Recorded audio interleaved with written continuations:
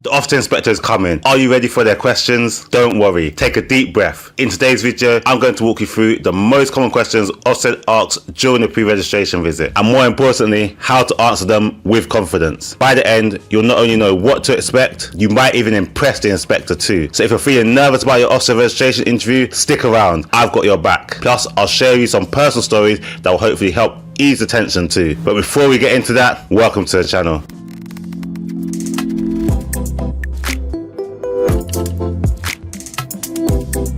Welcome to the channel, Open Nursery with myself, Kurt Liania, where I support you to open, run and grow your own childcare business. If this is your first time here, make sure you subscribe as I post lots of videos all around topic of childcare, from what are the different signs of abuse to how to interview your nursery staff. So if you're planning to open your own childcare business or nursery, there's lots here on the channel to support you. I love helping people like you to open and run successful nurseries, and today we're tackling a milestone every new nursery or childcare owner faces: the Ofsted pre-registration visit. This is basically an interview where an inspector checks out that you understand how to keep children safe, happy and well cared for. Think of it as a friendly, and I mean friendly, quiz to make sure that you're ready to be registered. I know the thought of being quizzed by Ofsted can be nerve-wracking. You might be wondering, what if I freeze up? What if I don't know an answer? What exactly will they ask me? I've helped dozens of new providers through this process, mostly through the pre-registration mock interviews that I do, which I'll talk to you about later, and trust me, it's far more manageable than it seems once you know what to expect. In this video, I'll cover the key questions inspectors typically ask, grouped by topic, like safeguarding, health,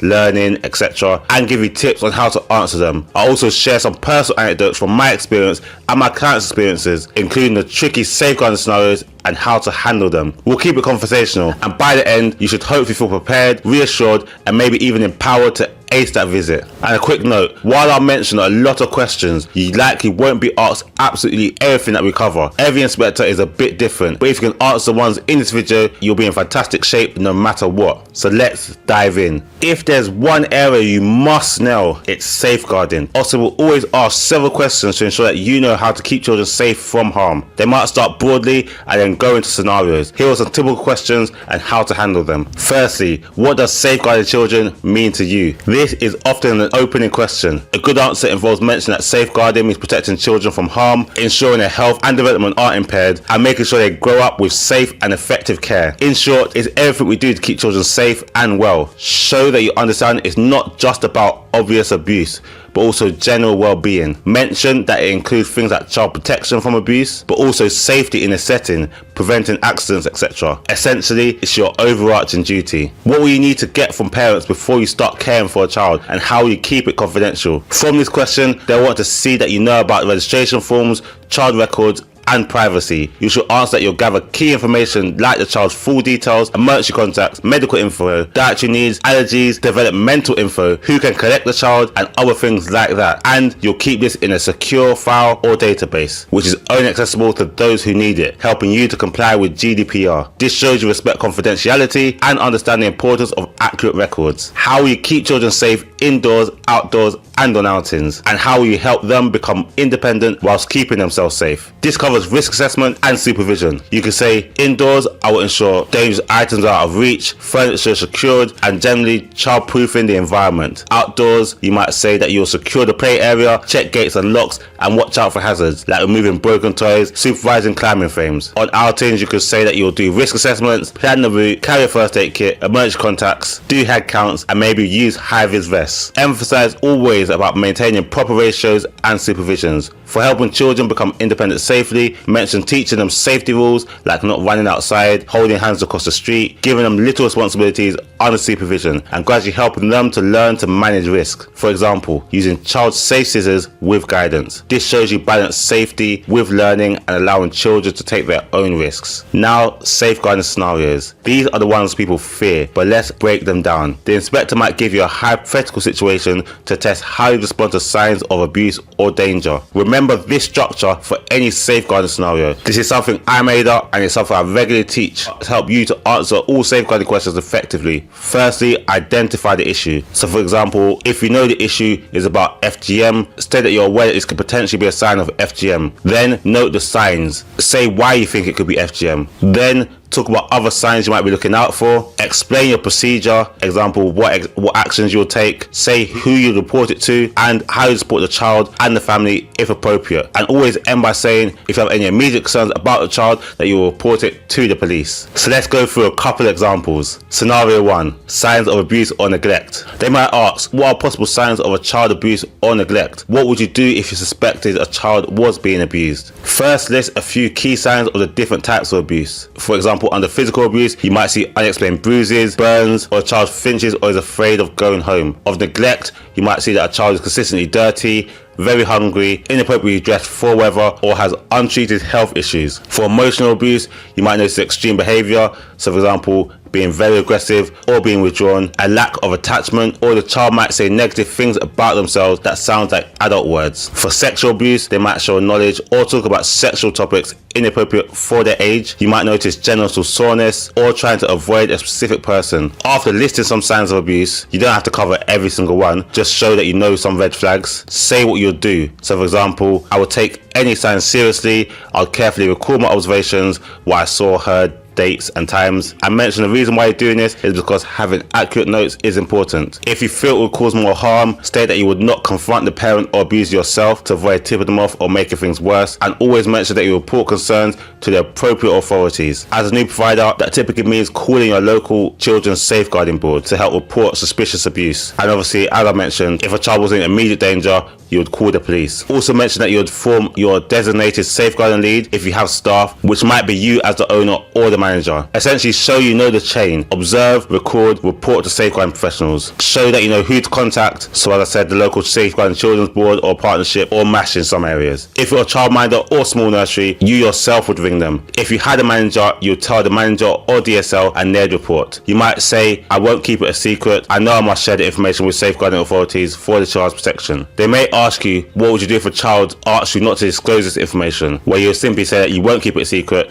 you would reassure the child as you're aware that you must share the information with safeguarding authorities for the child's protection. And state how you support the child. Say you continue to comfort and support the child normally, ensure they feel safe and listened to, and follow any guidance from social services about the next steps. The key is to never promise a child to keep secrets. An inspector loves to hear that you'll tell the child, I will have to tell someone whose job is to help keep you safe. Another scenario is around female genital mutilation. This is a specific safeguarding issue inspectors increasingly ask about to ensure that you're aware of it. They may ask something like, what would you do if a parent of a little girl in your care says they're taking her abroad for a special celebration and the child seems anxious about it? They're testing if you'd recognize this as a potential sign of FGM, which is a harmful practice which is illegal in the UK. The way to answer this is to use the formula I mentioned before. Identify the issue. It sounds like this could be a risk of FGM. Name it to show you know what FGM is and that it's illegal and a form of abuse. Then mention what signs you saw. The scenario itself is a sign. Talk about the special trip, the ceremony for a young girl, especially if they're from a community where FGM is known to happen. This could be a red flag. Then mention other signs you might look out for. For example, as I said, about knowing what community they might be from. Then talk about your procedure. Say how you wouldn't ignore it, how FGM has a mandatory reporting duty for professionals if it's known for under 18s. So say how you would immediately contact social services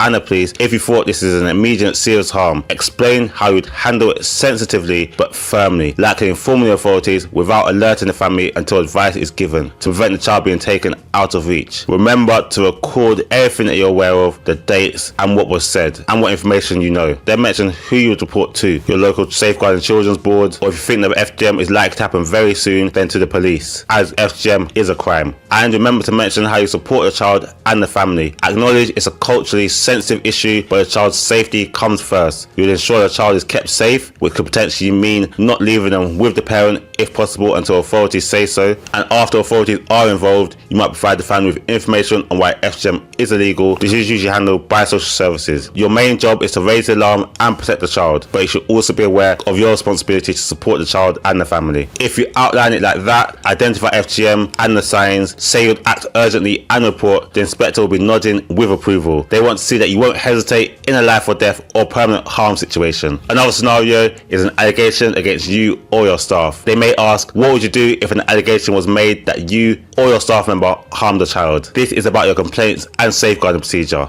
Answer by saying that you have a clear complaints policy if an allegation is made against you or anyone in your household or your staff. Say how you take it seriously. You would notify Ofsted because providers must inform Ofsted of allegations, and how you would contact the local authority designated officer, LADO, who handles allegations against professionals. Mention how you cooperate fully with any investigation, and also mention that to protect the child, you or the person might step back from duties during the investigation. Show that you will not just brush it off and that you will follow the procedure, and you would inform parents as appropriate of the steps being taken. The inspector wants to see that even if it's about you, that you prioritise the children and due process over your own ego. There are a lot more safeguarding scenarios and topics than this, and safeguarding forms the bulk of the discussion. So if you need more scenarios and questions to help make sure you're secure in this area, then feel free to book one of the online mock pre-registration visits, where I'll run through the most up-to-date questions that Ofsted may ask you, with a lot more safeguarding scenarios and questions to make sure that you're fully prepared. Safeguarding is one of the most crucial parts. If you can demonstrate a strong safeguarding knowledge, you're halfway to a pass. I always tell my clients to nail the safeguarding part,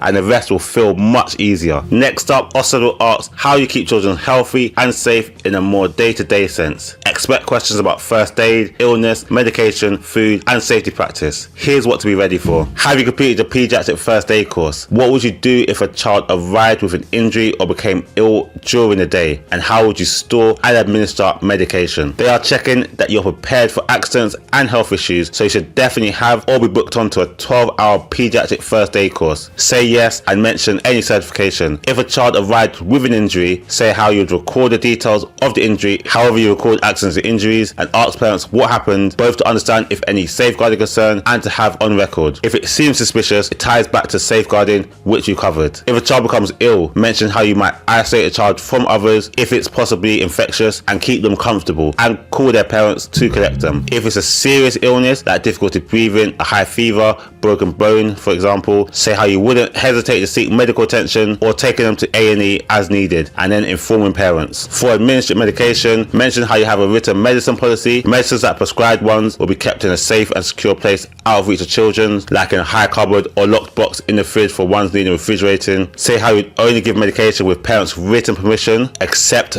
maybe paracetamol for fevers if prior consent given, depending on your policy. Say how you would log every dose given, the time, the amount, and have parents sign the record when they pick up. Also say you'll check the expiry dates on medication and never give the first dose of a new medication. Parents should do that just in case of allergies. This shows you're thorough and safe. Another question is, what food and drink will you provide, and how will you manage dietary needs and allergies, and how will you find out about these? Outline that you plan to provide healthy, balanced meals and snacks if you're providing food, and if you're using a catering company, mention how you'll check the quality of this. And if parents are providing food, mention how you ensure that parents provide a healthy lunch, which will all about be informing them about healthy eating practices. For allergy and dietary requirements, say how you will ask parents for all dietary needs on the enrollment form and discuss in person, and say how this will be displayed, maybe on a chart in the kitchen of each child's allergies or dietary restrictions, and say how you ensure that all staff are aware of these, even temporary staff who might come in just for the day. Explain how you take care to avoid cross-contamination, for example by cleaning utensils if a child has a severe allergy, and you'll communicate with parents to double check ingredients if you're unsure. They want to make sure that you won't accidentally give a child the wrong food. Also mention if you plan to follow something like menus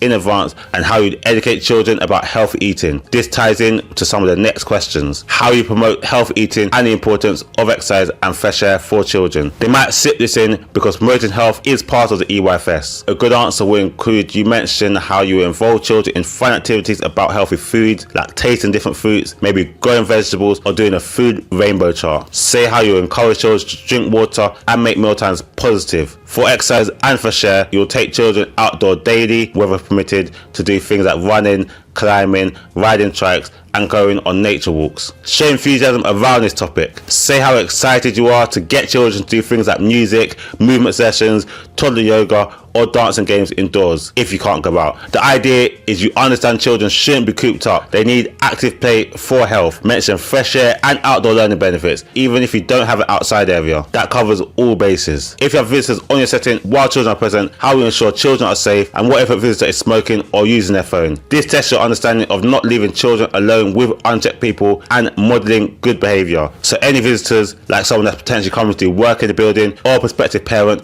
will never be left unsupervised with the children. Say you'd always stay with them, or if it's staff, ensure that at least one vetted staff member stays. If someone like a delivery person comes, you might ask them to wait outside the play area. For visitors smoking and even staff smoking, mention how your setting will be a strict no smoking environment, which is required by law, and if a visitor needs to smoke, they must go off-site and away from the children. For phones, you should mention your mobile phone policy, so that might include things like only having work devices being used for photos and no personal phones around children. Visitors will be asked not to use their phone or to step out if they must. Also mention how you explain safety messages to children, like you might talk to them about why we don't play with matches, or why adults have rules about phones, or teach them how to stay safe online. They want to see you set boundaries for adults and also educate children gently. So you might tell children that growing up shouldn't be on their phones when taking care of you, because paying attention keeps you safe in a child-friendly way. Essentially, supervise visitors, no unsupervised access, enforce your no smoking or no mobile phone rules. What would you do in the case of a fire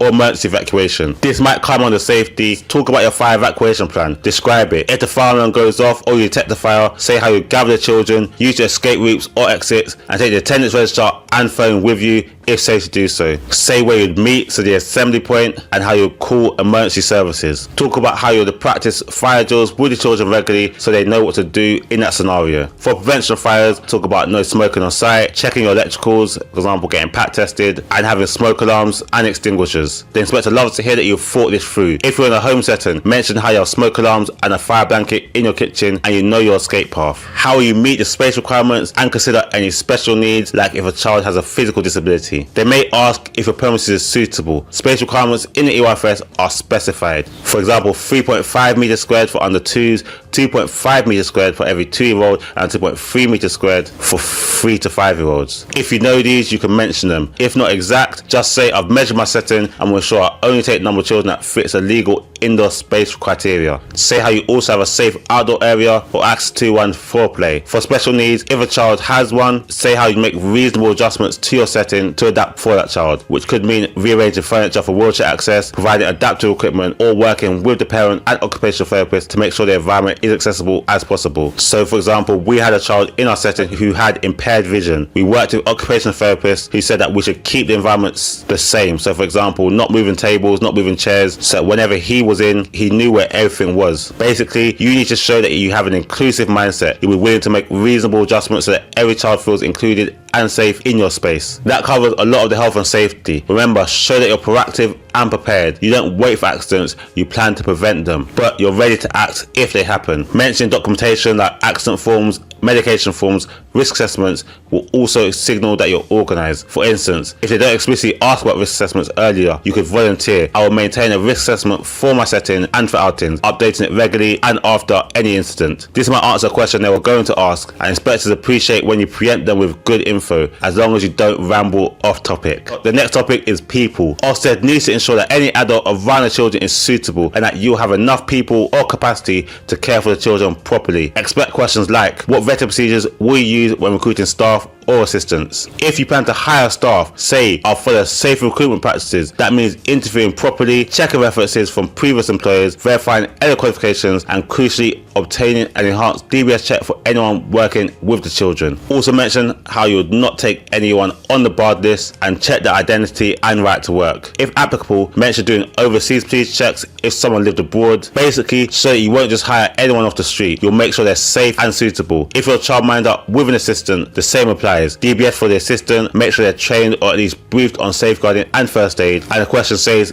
if applicable. If you're going solo, you can say, I'm not recruiting staff at the moment, but if I ever do, I know I must thoroughly vet them as per Ofsted requirements. How you ensure children are never left alone with adults who haven't been vetted or cleared. Answer this by saying how you will supervise visitors or adults without clearance. For example, as mentioned earlier, if a maintenance person is in, say how you'll stay with them. If I have a new member of staff member whose DBS is pending, they will not work alone with the children at any time until the checks are back. Essentially, no unchecked person is ever unsupervised with children. You can also mention keeping a record of everyone on the premises through visitor logs and their checks. They may ask who lives or works on the premises. Have they all had DBS checks if needed, and will you keep a list of these people? If you're doing this in your home, they want to ensure all adults, like a spouse, roommate, adult or child who lives there, has had a DBS check if required, which is usually required for anyone over 16 in a household of a childminder or on childcare on domestic premises. So let them know who in your household has had one. If it's a nursery premises, mention any regular visitors like cleaners, how you might apply for their DBS check too if they're around during childcare hours. Basically, you need to show that you're aware of everyone who might be around children and their clearance status. Another key question that they always ask is what events or instances do you need to inform Ofsted about, and how would you do that? So this is about knowing notifiable events. You don't need to know every single one, but some examples are any serious accident or injury to a child in your care, or worse, death, God forbid, any allegations or abuse against you or your staff, any significant event that might affect the suitability of your premises, for example, a break-in or fire,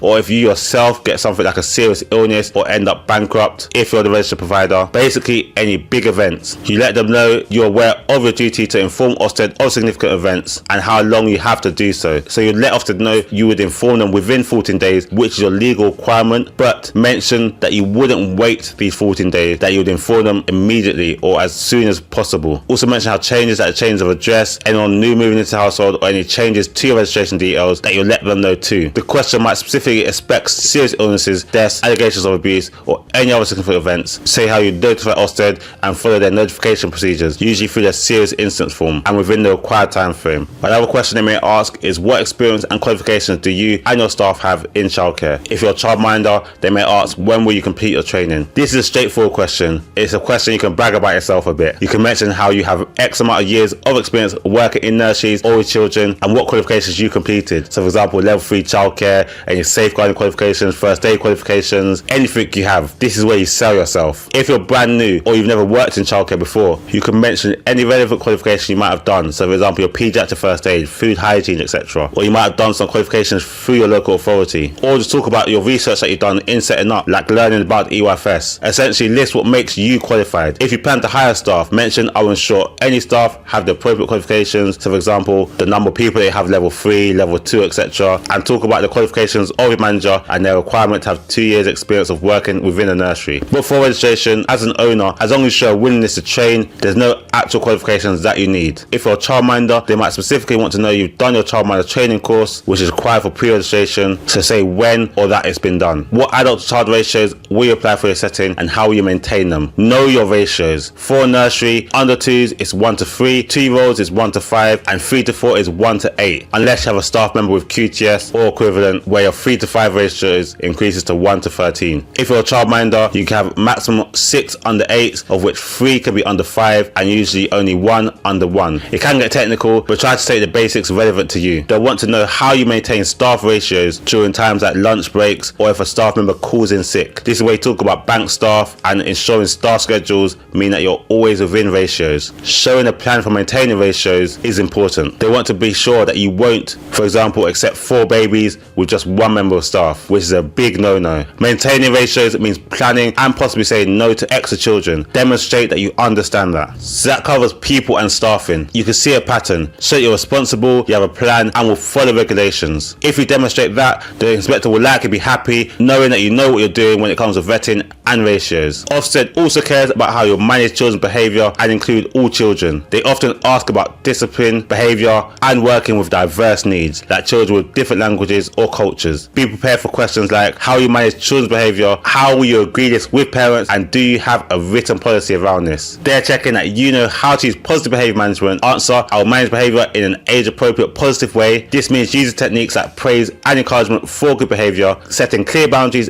and routines so children know what's expected, and distraction redirection for toddlers if they're doing something unwanted. If a child misbehaves, say for example they're hitting, say how you'll get down to their level, calm explain we don't hit because it hurts, and use gentle hands and show them the correct behaviour. Emphasize how you'll never use any form of corporal punishment or humiliation. Instead, perhaps a brief timeout or calm out where they go to a different activity might be used for older children if needed. But really it's about teaching and guiding and not punishing. You need to show that you agree these behaviour management techniques with parents, so you'll talk to parents about how you manage behaviour and strategies when you to enroll, so you're all on the same page. Consistency between home and nursery is important for the child. And yes, say you have a written behaviour management policy that you can show to parents so they know how you manage behaviour. The EYFS requires a written policy for settings with staff, and even if you're a childminder, it's good practice to have it in writing. Mention that if a child has persistent behavioural issues, you would work with parents and possibly seek advice from other professionals to help the child. This shows how you work in partnership with outside agencies and how you will support the child. You could also talk about what approaches you might be using. So this could be the ABC approach or the STAR approach, which help you to analyse why the behaviour is happening so you have a better understanding of it. How will you help children form good relationships with adults and peers and learn to respect each other's differences like other cultures and beliefs? This is all about personal, social and emotional development and diversity and inclusion. Answer how you create a warm, inclusive environment where children feel safe and secure. Say you'll encourage kindness, for example, teach them to share and take turns through group activities and praise them when doing so. To build good adult-child relationships, you'll respond to their needs quickly, get to know each child's personality and make sure that they have a key person or a consistent caregiver so they build trust. With peers, say you'll do a lot of group play like circle time, cooperative games so that they can learn to play together. If conflicts arise, which as we know with children they will, say how you'll gently guide them to resolve it, like helping them to use words to express their feelings or showing them how to apologise and make amends. For respecting other cultures and beliefs, say you'll plan to include multicultural activities and materials, for example celebrating a range of festivals like Diwali, Chinese New Year and Christmas in age appropriate ways, so maybe having songs, stories and food from different cultures. Say how you have books and toys that represent different races, languages, abilities so that children see and appreciate differences. Talk about how you would answer children's questions about differences openly and positively. This question allows you to show how you'll meet your equalities duty, treating each child as an individual and teaching them about inclusion early on. If you mention British values, so for example by saying I'll promote the British values like mutual respect and tolerance by teaching children to be kind and curious about differences, then that could get you bonus points. Speaking of differences, the inspector might specifically ask you about English as additional languages. So they might ask you how you support a child who has English as an additional language but who can understand and speak English well. This sounds tricky. If they speak English well, what's the issue? What they want is you acknowledge the children's home language and still support it. So if a child speaks another language at home but is pretty fluent in English at nursery, say how you would value and support their home language. For example, you might learn a few words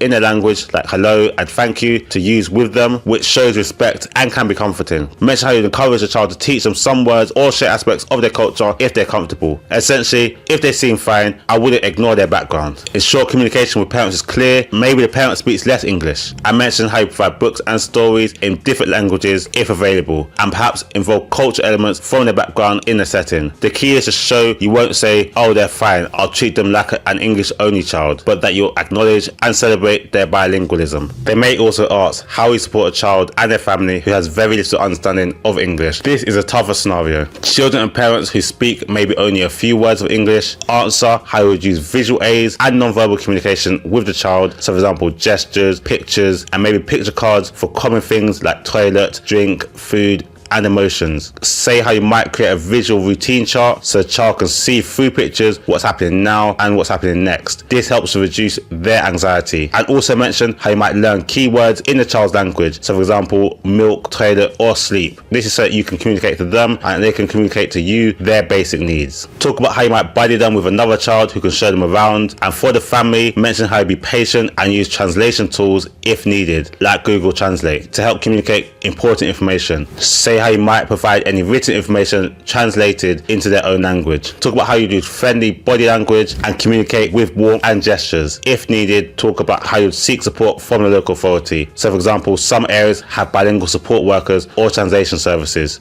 Just show how you will go the extra mile to help include them and the family. This shows the inspector that you won't turn such a child away or leave them lost. You have strategies to help integrate them. Overall, for inclusion, emphasize patience, flexibility, and valuing each child's backgrounds. Inspectors love to see that you adapt to meet a child's needs, whether it's their language, culture, disability, or special educational needs. If you have some experience with SEN, mention that too. So if you've helped to manage a child who has special educational needs, or you've got training in this area, then mention any experience you have had as well as any qualifications. Now onto the educational bit. Ofsted will test your knowledge of the EYFS learning and development requirements. In other words, do you know what children should learn and how you will help them to learn it? Don't worry, you don't have to recite the entire curriculum, but you should know the basics, especially the 7 areas of learning and the concept of observing and assessing children's development. Typical questions here include, can you name the 7 areas of learning and development in the EYFS? They often ask this straightforwardly. It's a must-know list for any provider. They include communication language, physical development, personal, social and emotional development, literacy, mathematics, understanding of the world, and expressive art and design. A helpful way is to mention the first 3, which are the prime areas. These are the most important for under 3s, which is communication, physical development, and PSE, and the last 4, the specific areas, which help to build on the prime. Sure you at least recognize which is which if possible, but at a minimum list all 7 confidently. Perhaps practice memorizing them beforehand. You will want to be able to give an example of potential activities you might do, especially in the prime areas. It's unlikely they'll ask you to talk about an activity in all 7 areas of learning. They'll probably just pick 1 or 2, and that's usually around personal, social, emotional development and communication language. Or they might go around your building and ask you what you might do with this resource. They want to see you cover the different areas of learning, but be prepared with a couple of examples. So for communication language, for a baby or toddler, you might mention that you do singing nursery rhymes, doing simple picture books and naming objects. So for example, where's the doggy in the story? Oh, there it is. And how you differentiate this with a 4-year-old is by asking more questions and discussions during your story time, having show and tell or silly rhyming games to help develop vocabulary. With physical development, with a baby, you might do tummy time, crawling through a soft tunnel, or grasping objects to develop fine motor skills. And with a 4-year-old, you might set up an obstacle course in the garden with hopping, throwing balls, etc., and maybe threading beads or Play-Doh to develop fine motor skills as well. With personal, social, emotional, for a toddler, you might do parallel play, turning it into sharing games, like rolling the ball back and forth with a friend, which will help teach turn taking. For a 4-year-old, you might do group game, like playing restaurant in role play, or learning to cooperate and express their feelings, teaching them to ask questions like, can I have a turn? With literacy, for a toddler, you might have chunky board books, maybe teaching making marks with crayons, which is early writing, and for a 4-year-old, you might teach them to recognize their own name in print, playing I Spy letters, or getting them to dictate a story to you and write it down. For mathematics, Ofsted are focusing a lot more in maths during their inspections. So with a toddler, you might build tiles with blocks and saying 1, 2, 3, or use simple shape sorters. For a 4-year-old, a fun activity like baking, pretend play where they measure ingredients, or treasure hunt. So for example, asking them to find you 5 leaves, or basic addition with objects. You have 2 cars, here are 2 more cars. How many cars do you have now? For understanding the world, for a toddler, you might have sensory play with natural materials, sand or water to explore, or looking at family photos and naming people, their world. For a 4-year-old, you might do things like planting seeds and observing growth, using a magnet to see what sticks, or small trips to places like post offices and parks. This is to talk about their community, or has simple science experiments like watching ice melt. Under expressive art and design, for a toddler, you might have banging a drum or finger painting, and with a 4-year-old, you might do dress up, imaginative play, or doing a craft with glue and recyclables, or dance to music and making up moves. You don't have to give examples for all of these unless asked, but having a couple up your sleeve is great, especially focusing on the prime areas. The inspector is looking for practical understanding, not just theory, but that you can actually come up with age-appropriate activities. If they only ask 1, pick an area and give 1 baby and 1 preschool example for it. If they ask for each area, perhaps give 1 sentence each. How we ensure all children remain challenged, interested and excited by activities that you plan, even as they learn and grow. This is about ongoing challenge and differentiation. Answer how you observe each child's development and interests, and use that to plan activities that are just right for them, not too easy and not too hard. For example, if you notice a 3-year-old has mastered simple puzzles, mention how you order more complex ones, or introduce basic addition in play to help keep them challenged. Or if a toddler seems bored with stacking rings, maybe they're ready for shape sorters. Mention how you rotate toys and materials regularly, so there's always something new to explore, and how you'll follow the child's interest in this. If a child's really interested in dinosaurs, for example, you'll bring in some dinosaur books or games. This shows you won't do the same cookie cutter craft every week with no variation. You can use the term next steps. Example, observing a child do X, I'll plan their next steps to extend their learning. That language resonates with Ofsted because it aligns with the EYFS planning cycle. What can children gain from outdoor activities, and how will this feature in your routine? Through this question, they're looking for recognition that outdoor play is important. Your answer should involve talking about things like outdoor activities offering a lot, for example, physical exercise,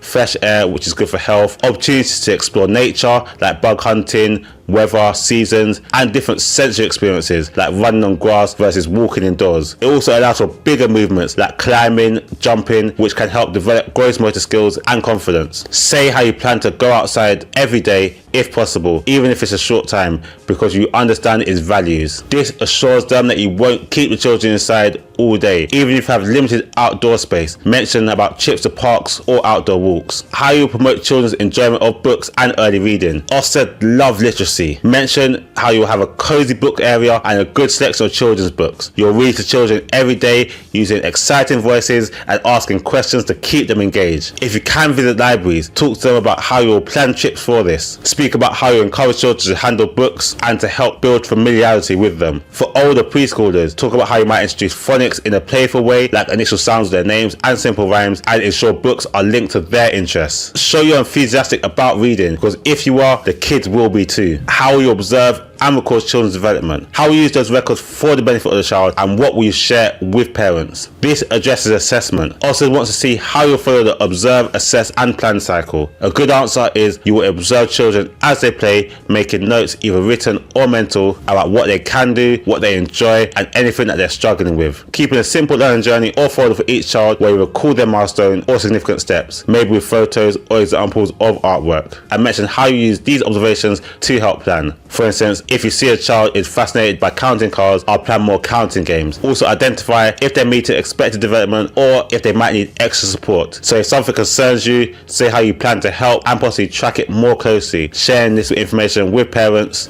at pickup, through termly meetings or reports. The inspector wants to see that you're educating and monitoring development, even though your setting is most likely to be play-based at this age. If you mention it to your progress check, which they will talk about, show your understanding of this and what is included in this. How you work in partnership with parents and other settings or agencies involved with a child. They want to ensure that you'll communicate and collaborate with other settings and other agencies, and not just operate in a bubble. Talk about how you believe open communication with parents is important, no matter how you do this, whether that be updates for your apps, daily chats or newsletters. They know their child best, and showing that you recognize this and how you'll keep them informed about their child's day and development is important. So communicating with parents to find out their routine at home can help to maintain consistency. For other providers, if a child attends another setting like another nursery or childminder or split days, or goes to a speech therapist for example, say how you would seek parental permission to communicate with them, and with professionals, say how you incorporate their guidance into your activities. This shows that you're a team player focused on a child's holistic development. They may talk about what documents and policies you will need to have in place and why they're important, and whether you prepared any of these. They'll expect they have a set of policy and procedures ready. Some important ones include your safeguarding and child protection policy. This is of number one importance. It outlines how you protect children and handle concerns. Your complaints policy, how parents can complain and how you respond, including that you'll keep a log and inform Ofsted if a formal complaint is made. Your health and safety policy, including risk assessments, fire evacuation plan and sickness policy. Your equality and inclusion policy, how you ensure inclusive practice and no discrimination. Your behaviour management policy, as discussed, including no corporal punishment. Your medication policy, how you handle administered medicine. Your illness policy, your exclusion period for contagious illnesses, for example 48 hours for vomiting. Your data protection or confidentiality policy, how you handle personal information. Possibly your late collection or uncollected child procedure and missing child procedure. Your arrival and departure policies, who could pick up and your password system, and your accident and incident reporting procedures. If you're a nursery with staff, your recruitment and staffing policy, including vetting, induction and ongoing training, and your key person system explanation. You don't need to rattle all of them off like a robot, but do mention the critical ones. Throughout the inspection, most of these policies will be discussed through questions that they ask, so you can mention them as and when they do come up. Though, have them accessible during the visit. Inspectors often love when you can whip out your policy folder, as it shows you're proactive. Explain why they're important. So for example, saying that they ensure the setting runs safely and consistently and meets all the requirements. It lets parents know what to expect. For example, your safeguarding policy will outline how you protect children and the steps you'll take if you had a concern, which helps keep children safe. Basically, policies are the backbone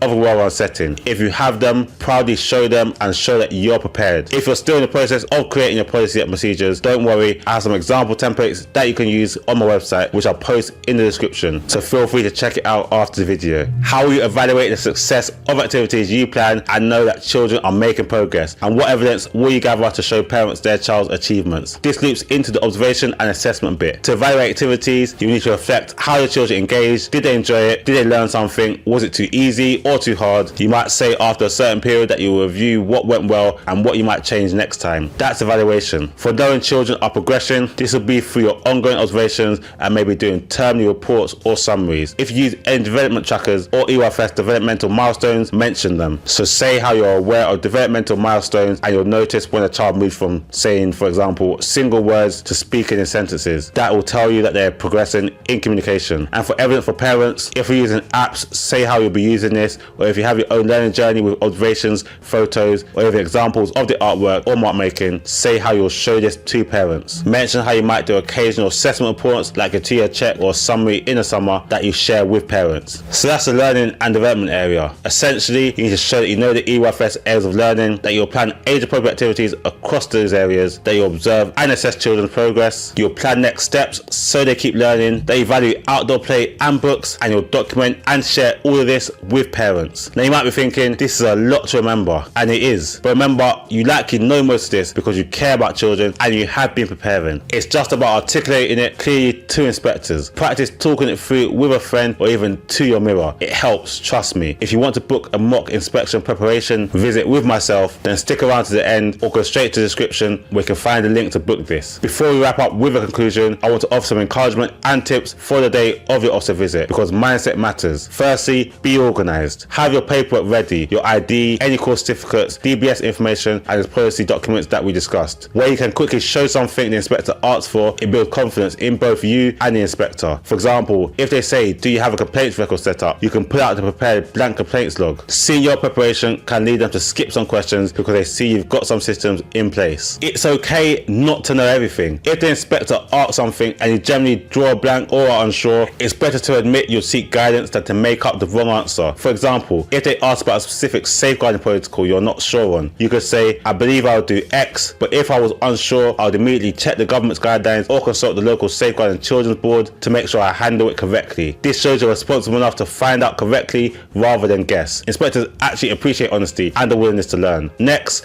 you should always stay calm and take your time. You might get a multi-part question like the safeguarding ones that are basically several questions in one. It's fine to pause and think, or even say, let me think for a second. I want to make sure I cover all parts of your questions. They are not marking you on how fast you respond, but on content. Speaking a bit slowly can help you appear more confident and thoughtful, even if inside your heart is racing. Some of my clients have used notebooks and jotted the multi-part questions down to ensure they addressed each bit, which the inspector was absolutely fine with. Do what you need to do to stay on track. Make the Ofsted visit a conversation. The best visits feel like a discussion about your plans for your nursery, not an interrogation. If you treat the inspector as a knowledgeable friend who's there to ensure you succeed, it can shift your mindset. You can say things like, in my experience, or I'm passionate about, etc, etc. I'm passionate about, for example, outdoor play, so I plan to do XYZ. This makes your answers more personal and genuine. Don't be afraid to show a bit of your personality and enthusiasm. Inspectors are people too. They usually appreciate when you're genuinely invested in what you're talking about, rather than giving canned textbook answers. Using anecdotes and examples help. Just as I'm sharing my stories with you, you can share little examples with the inspector. If you've worked with children before, mention them. For example, mention things like, when I worked in preschool, we had a child with nut allergies, so I'm already used to implementing a strict no nut policy. I will do the same in my setting. Or, my niece has autism, and interacting with her has taught me a lot about being patient and using visual aids, which you'll bring to your setting. These real world examples can demonstrate your understanding effectively. If you're new and don't have direct anecdotes, it's fine. Maybe you can recall something from your training or a friend's child. For example, a friend's toddler was delayed in talking and I saw how the nursery worked with the speech language therapist. Knowing that if I ever had a child with a speech delay, I'll collaborate similarly with professionals. It's hypothetical but grounded in something real. And show your passion. Don't hesitate to smile when talking about children or activities that you're excited to do. If you love storytelling, mention how you can't wait to do story time. Let that warmth come through. Ofsted isn't just ticking boxes, they also gauge your attitude. A caring and enthusiastic attitude reassures them that you're doing this for the right reasons, not just a cold business venture. I've had inspectors comment that they can see how a client really cares about providing a great environment. They may not have asked the question as well as they could have, but the positive vibe helped them during the inspection. And remember, ask clarification on questions if needed. If you don't fully understand the question, it's okay to ask, do you mean XYZ? This is much better than answering the one question, and it also shows you're thoughtful. And remember, most inspectors want you to succeed. Their goal is not to fail you, it's to ensure children will be safe and well cared for. They're often quite nice and actually will prompt you. If you forget something, some will say, is there anything else you'll do? With a hint, and that's your cue that you might need to add a bit more. They are usually early people themselves, and many will even give you little tips during the visit. So try to view them as a collaborative process. You're on the same team, the team who care about little children. This mindset can really help to ease some nerves. And the final tip is to take care of yourself beforehand. Get a good night's sleep if you can. I know most people can't sleep the night before. And eat a breakfast or lunch before the visit. Low blood sugar plus anxiety is not a good combination. Have a glass of water nearby during the interview. Dry mouth is common when nervous. And breathe.